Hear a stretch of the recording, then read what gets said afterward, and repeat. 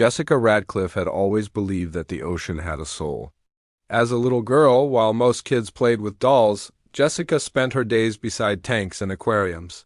Her father, a marine biologist, often brought home sea creatures, starfish, jellyfish, even tiny octopuses, for his research. She didn't just observe them, she connected. It was like the salt water pulsed in her veins. By the time she was 10, she could tell the difference between a playful dolphin and a stressed one. Just by watching their eyes, she was special. When she turned 19, Jessica graduated in marine biology and joined Ocean Haven Marine Park. Her dream had finally come true. She was assigned her first orca enormous, majestic female killer whale with jet-black skin and fierce amber eyes. Jessica named her Mellow. The bond between them was instant, unexplainable, almost supernatural. Within weeks, their shows became the talk of the town. Mellow would leap high above the water, spin mid-air, and dive back in perfect rhythm to Jessica's commands. Thousands clapped, some cried. People traveled across the country to see them perform together, but magic often has a dark side. At first, the changes were subtle. Mellow started refusing food. Then she'd float still for hours, ignoring Jessica's presence. Sometimes, without warning, she'd slam her body against the tank walls in the middle of the night. Veterinarians examined her. They said maybe it was dietary imbalance, maybe hormone shifts, but Jessica knew better. She looked into Mellow's eyes, and what she saw wasn't confusion or pain. It was rage. Privately, Jessica began suspecting something deeper. Mellow's sudden mood swings, her unpredictability, her bursts of affection followed by terrifying aggression, it was all too familiar. Jessica's mother was bipolar, and Mellow displayed the same duality.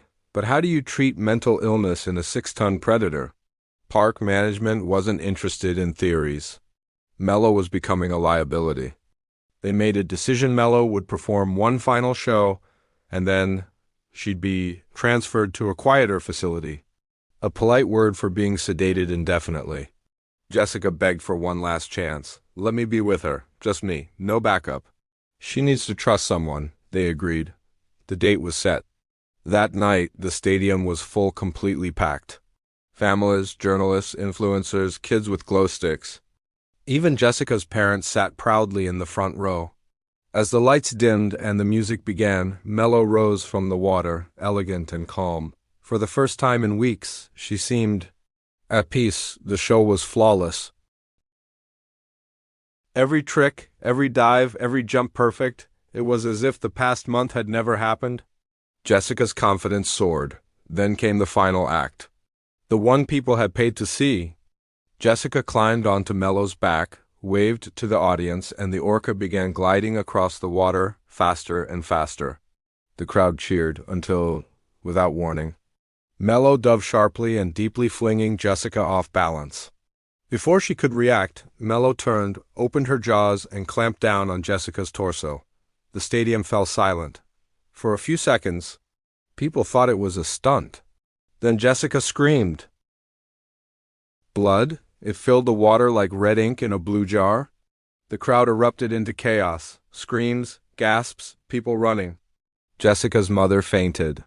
Her father leapt the railing, yelling her name. Backstage, the emergency crew rushed into the pool area, tossing ropes, fish, anything to distract Mellow.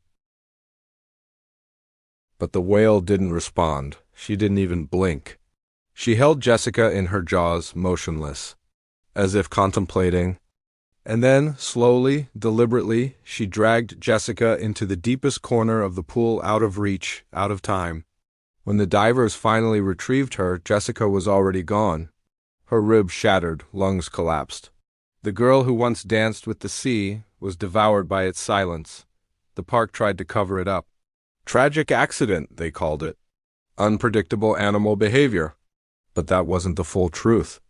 Because Jessica wasn't Mellow's first victim. Years earlier, a man named Daniel Patrick, Duke's a thrill-seeking drifter with a drug habit, had snuck into the same marine park after hours. He slipped past security, took off his clothes, and jumped into Mellow's tank. Why? No one really knows. Maybe it was the drugs. Maybe it was madness. Maybe he wanted to prove something. But by morning his body floated lifeless, mangled, bloodied, unrecognizable. His injuries matched the exact same bite pattern Mello left on Jessica. Two humans, same killer, same tank. So, was Mello a monster, or was she trying to speak? Marine psychologists later reviewed footage of Mello's behavior. Her erratic shifts, her refusal to eat, her agitation before shows. Their conclusion was terrifying. Mello was not insane.